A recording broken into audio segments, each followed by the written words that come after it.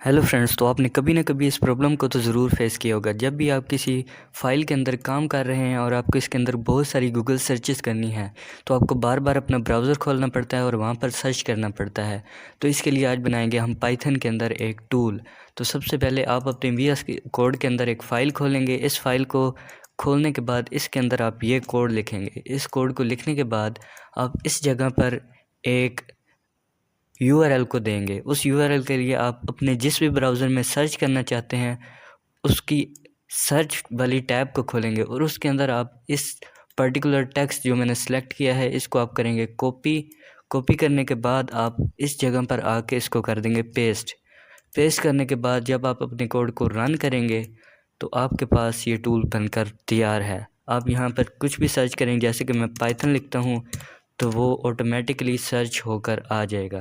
Thanks for watching this video. Please like and subscribe.